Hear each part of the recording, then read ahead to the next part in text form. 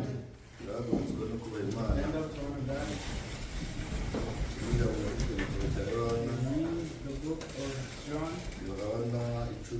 John 10, verse 11. We will go to verse 15.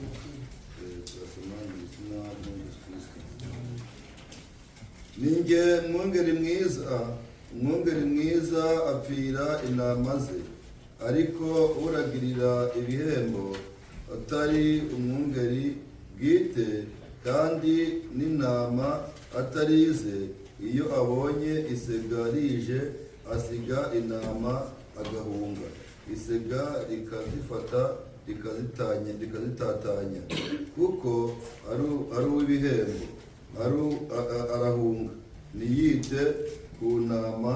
Ninjye mwungeri mwiza, kandi menya izanjye zikamenya, nk'uko data amenya nanjye nkamumenya, kandi mvira intama zanjye. Amen.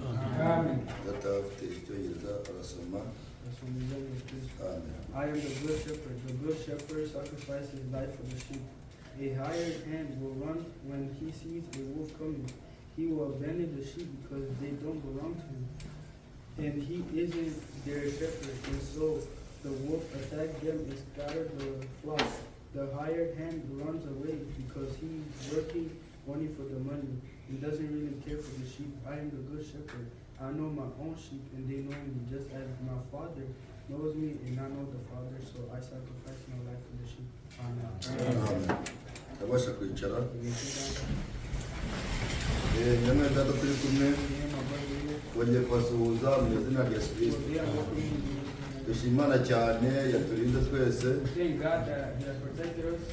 yabarinze natwe raturinda, yabanye natwe iri joro ryose. Iyo Mana yabikoze ntiyagwishimwe n'icyubahiro muri Yesu Kristo. Gufata iminota mikeya rero yo kumva iri jambo, kuko isa nk'abakerewe, naho dusigaje iminota mike cyane, ariko reka iminota dusigaranye tuyereze Imana, Imana ibashe kuyobora imitima yacu, Imana ibashe kutuyobora mu izina ry'Umwami Yesu Kristo. Twishimiye rero tutobona mwene data wari w'Imana Gerard. Twebwe burya turi ishuri ry'abaminisitiri irindwi. Dushimiye Imana cyane ko tubona abagaragu b'Imana, turi kumwe n'abana b'Imana, abakobwa beza n'abahungu beza b'Imana. Iyo Mana yabikoze yabishije n'icyo mu izina rya Yesu Kristo. Mwese rero turabakiriye ku meza y'Umwami, tubakiriye ku meza ya Data. Twaje kurya nk'uko ijambo ry'Imana rivuga riti, umubiri utungwa n'ibyo kurya by'umubiri. Uko umubiri wifuza kubaho uko wariye, niko muri twa undi muntu w'imbere. Abenshi ntabwo babizi, uwo muntu w'imbere nawe akeneye kubaho. Arabeshwaho n'iki? Arabeshwaho n'ibyo kurya. Ibyo kurya nta kindi, ni ijambo ry'Imana. Amen. Ijambo ry'Imana niryo turya rigatunga wa muntu w'imbere.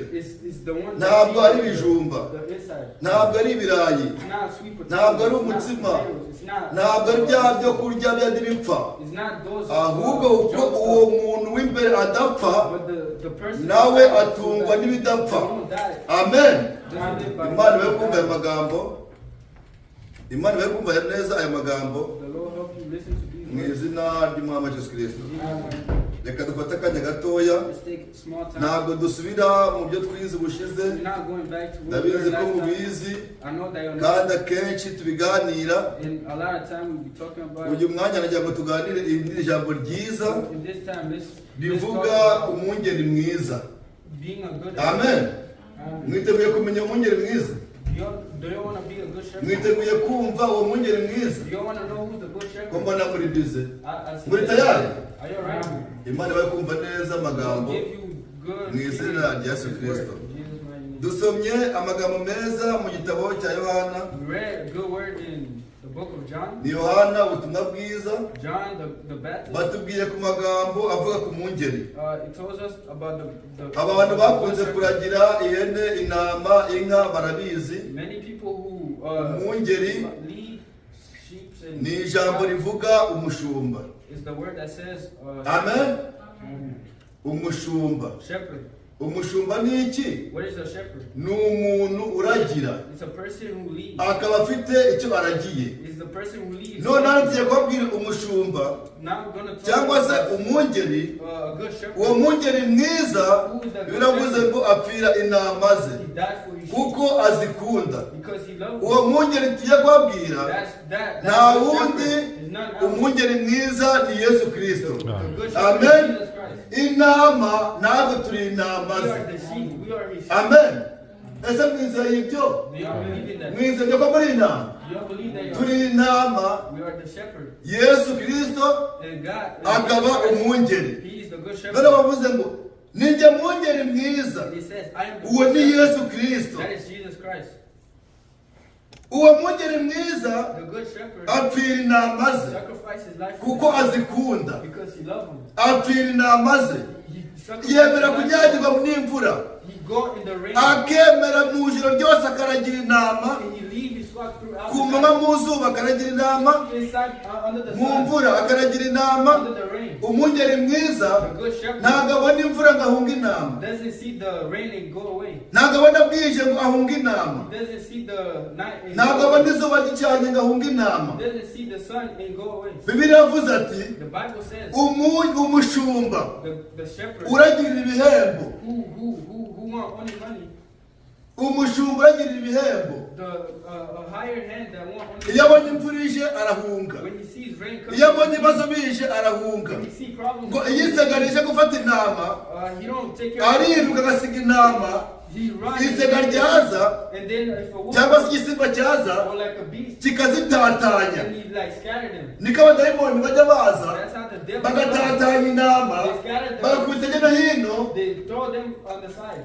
Abadamu b'amagambo, with different types abadamu b'ibibazo, demons ingorane zikinjira mukumva ngo umushumba yahunze, and you'll hear that the mukumva ngo intama zatatanye. and you'll hear that the Byatewe sheep got n'iki? scattered. What caused it? Isega ryinjiye mu ntama. Because of the sheep. Murabyumva neza? Mube maso, Be awake. mwirinde gutatana, Don't mwirinde amasega. don't be Umushumba mwiza the good shepherd. apfira intama ze. Sacrifice Mu bibazo aremera akabyakira. the problems.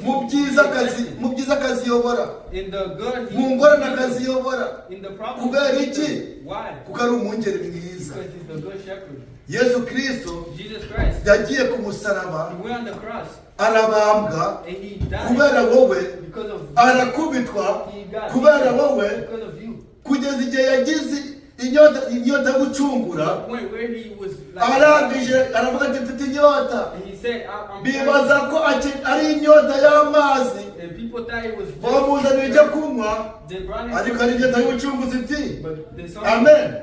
Yari inyota y'ubucunguzi. he was a Yesu yaradukunze. Jesus Christ Adukunda urukundo rutagira akagero. loved us Adukunda urukundo ruta uko umugabo yakunda umugore we.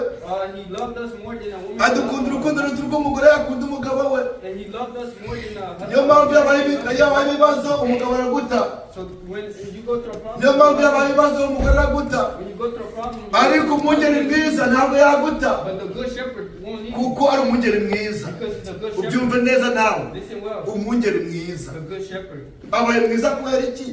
How is he good? Kuko akunda intama ze. Because he loves his sheep. Kuko apfira intama ze. Because he sacrificed Yesu his Kristo life. si ukujya ku musaraba gusa. It's not just about going on the cross money. Yemeye no gupfa. He accepted death Azira wowe. for you, Azira jyewe. for me. Kubera iki? Why? Kuko adukunda. Because he loves Ariko us. mwahaye Uwiteka amashyi mwana. Icyubahiro n'amashimwe Glory and honor bikwiriye Uwiteka Uwiteka Imana yacu. All for God. Mukatwumvisha amashimwe We heard a lot y'ibyiza of Imana praise yakoze, for what God has done, abo yarinze, who He abo has yakoreye protected, ibitangaza. who He has done. Uwo ni umwungeri mwiza abikoze. That's the good Reka shepherd. tudushime uwo Let's praise Him kuko abikwiriye. because He is able. Umwungeri mwiza. The good shepherd. Noneho hirya musomye mu gitabo cya Yohana n'ubundi, And if you read again, musomye hano hirya muri Yohana, ntabwo nshaka ko tuhavugaho naho, ariko I nshaka don't want to say a lot. utavuga to usomye igitabo cya Yohana 5 If you read John 6, umurongo wa 39 verse 50, havuga ati 59.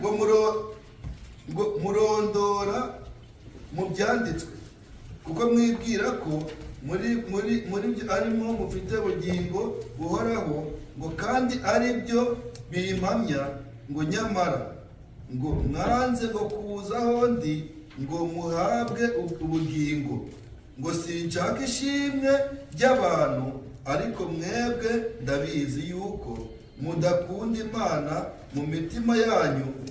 Nge naje mu izina rya Data nimwanyemera, ariko undi naza mu izina ry'ubwe muzamwemera. Murabyumva neza abantu uko biteye, abantu uko babayeho, ngo murondera mu byanditswe koko, mukumva ko ari mwari mu bugingo buhoraho, ariko nyiri bugingo, nyiri byose, ushobora byose yaraje muramwanga, yaraje baramurwanya, yaraje baramutuka, yaraje baramukubita, yaraje bamucira mu maso, ndetse bakavuga ati ngo mupfura ubwanwa. Ibyo byose arabyemera. Kubera iki? Kuko ari umwungeri mwiza. Ariko uwo baramwanze, aravuga ati nimureba ko munyanze, naje mu izina rya Data kugira ngo muri umurimo wa Data, uwo Data nawe ni Yesu Kristo, uwo mbabwira uyu munsi niwe wadupfiriye, arazuka, uyu munsi ni muzima. Uwo mbabwira yicaye iburyo bw'Imana mu ijuru, igihe tuzazamurwa tuzamusanganira, tubane nawe, kuko yadusezeranije ubugingo buhoraho, tuzabana nawe ubuziraherezo. Amen. Abazabana nawe ni bande? Ni abemeye kumva aya magambo. Ijambo ry'Imana uko rivuze ati umuntu naza kubwe akaza mu izina rye, ngo muzamwemera. Kubera iki? Kuko abantu bamenya ibitambutse, bakareba inyuma, niyo babashe kumva no gusobanukirwa. Bandi gusobanukirwa Yesu Kristo waje mu bye, waje mube, ariko ngo umuntu naza, kuko ari umuntu uzaza akorera ibihembo, akaza abereka imirimo myiza, ngo we azakora ashaka kugira ngo ashimwe n'abantu. Ariko twebwe ntabwo dushaka ishimwe ry'abantu, dukeneye ishimwe ry'Imana. Ntabwo nkorera kugira ngo munshime, ntabwo nkorera kugira ngo nshimwe, ahubwo njye nkorera kugira ngo nshimwe n'Imana kandi nshimwe n'abantu. Ese nawe ubyizeye ko Imana iguha umugisha mu izina rya Yesu Kristo? Ukora ushimwa n'Imana kandi ushimwa n'abantu. Ntushakire ishimwe ku bantu ngo ukorere kugira ngo babibone, ukorere kugira ngo babyumve, ahubwo wowe ukorera kugira ngo ushake ishimwe ku Mana. Turashoje, ariko kugira ngo mbabwire n'amagambo yazirikane umwungeri mwiza. Ubushize twumvishe ko umuntu akwiye kuba intangarugero, umuntu akwiye gukora kugira ngo abe intangarugero nziza mu bandi, mu byo ukora, mu byo uvuga, uko ugenda, uba intangarugero. Ntakumvishe ngo umwungeri mwiza nawe waranire kuba mwiza mu bandi, waranire gukora ibyiza mu bandi. Amen. Kugira ngo ushime n'Imana, Uwiteka agiye kuza kandi azishira umugeni udafite ikizinga, udafite umwanda, utanduye, azishyira umugeni wera He will reward those wakira ijambo ry'Imana. who accept Amen. the word of God. Hepfo kuri 27 And that was says akavuga on ati 22.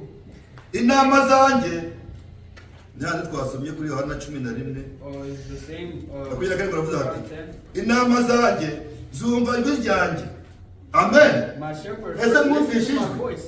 You hear Na my voice? yarahamagaye mwumva ijwi. He called. Did you hear the Uwumvishe voice? ijwi rero Whoever hears the ntabwo apfa gukurikira amajwi yose doesn't abonye, go to the ntabwo apfa gukurikira ikintu cyose abonye. He doesn't follow whatever. Amen. Intama zanjye My shepherd zumva ijwi ryanjye, listen to my voice. nanjye ndazizi. And I know them. Amen. Imana turayizi. We know God. Amen. Umwungeri mwiza turamuzi. The good shepherd, we know him. Umwungeri mwiza ni Yesu Kristo, The good shepherd is natwe Jesus turi Christ. intama ze. And we are his sheep. Yarahamagaye He called. twumva ijwi. And we heard his Niyo voice. mpamvu tudapfa kujya tubonye hose, That's why we don't go to twaje different kuko places. twumvishe We ijwi. came because we Amen. heard the voice of God. Ngo nanjye ndazizi. And I know them. Tuzi Imana, We know God. Imana iratuzi. And God knows us. Ngo kugira ngo mbahe ubugingo buhoraho, So I'll give him ngo a kandi ntizizarimbuka. and they will Amen. never perish.